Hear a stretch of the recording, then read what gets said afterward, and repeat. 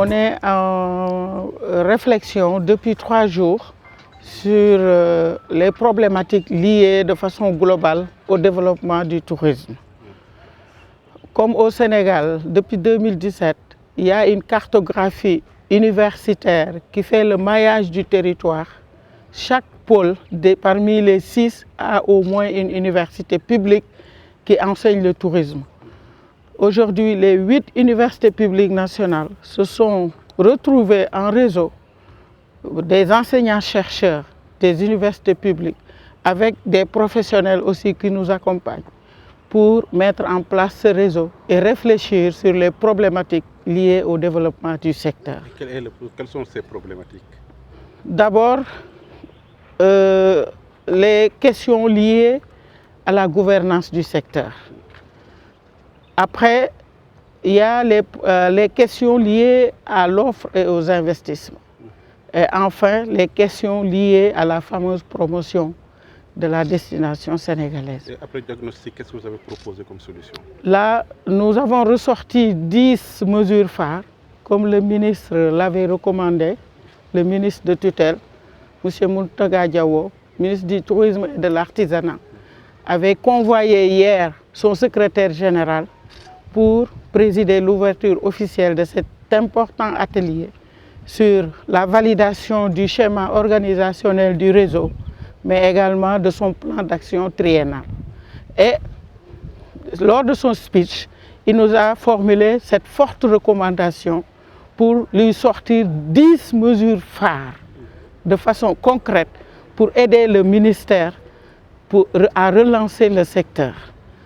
Mais en dehors de cela, nous avons une approche scientifique du secteur. C'est vrai, il faut relancer, mais notre vision et notre démarche dépassent une simple relance. Nous avons affaire à un secteur qui se fait de façon dynamique.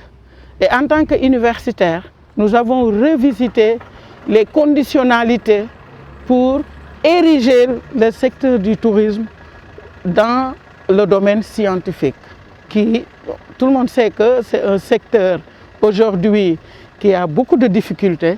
Et pour le relancer, ils ont besoin, les institutionnels, le secteur privé touristique, ont besoin d'être accompagnés par des éclairages des universitaires que nous sommes. Nous sommes là pour accompagner pour des études sur le plan statistique, maîtriser avec des statistiques fiables le nombre d'entrées touristiques, proposer des axes et des orientations stratégiques pour donner un contenu réel et concret à la lettre de politique sectorielle du tourisme, n'est-ce pas?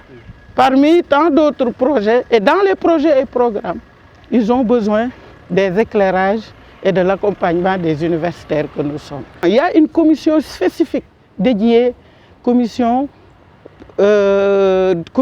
pour l'insertion des étudiants.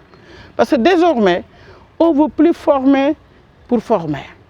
Quand on forme les étudiants en tant que professeurs, on veut qu'ils retrouvent une certaine insertion socio-professionnelle. Parce que c'est ça qui donne légitimité à ce que nous faisons. Et aujourd'hui, les questions liées au stage, à l'insertion professionnelle sont tellement cruciales qu'on est obligé aussi de travailler avec le secteur privé touristique.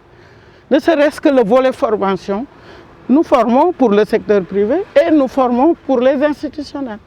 Et pour que le secteur se retrouve et marche très bien, il faut que les 3 piliers soient là. Le pilier du secteur privé touristique, le pilier institutionnel, c'est le ministère avec l'ensemble de ses démembrements, mais également l'académie que nous représentons. Mes mots de remerciement à la plateforme des partenaires avec qui nous travaillons, mais en particulier 2 partenaires qui se sont vraiment singularisés. C'est l'ASPT, l'Agence sénégalaise de promotion, qui a eu l'aimabilité et la bonne vision d'accompagner le réseau des universitaires pour réfléchir sur la professionnalisation également des produits touristiques. Parce qu'avant de vendre, il faut aller vers une approche de bonne conceptualisation. Heureusement, l'ASPT a saisi cette opportunité pour nous accompagner. L'autre partenaire stratégique, c'est le centre grec du professeur Dramani, qui est là aussi depuis le début du processus de lancement du RESILS. Le ministère, tout le monde connaît le contexte. Il nous a promis d'aller avec nous travailler pour réfléchir sur un contenu de la convention qui est soumis pour étude, en tout cas de façon conjointe. Nous allons y aller ensemble pour voir quels sont les axes de partenariat avec le ministère tutelle du secteur, qui est le ministère du Tourisme et de l'Artisanat. Grosso modo, nous remercions surtout les recteurs.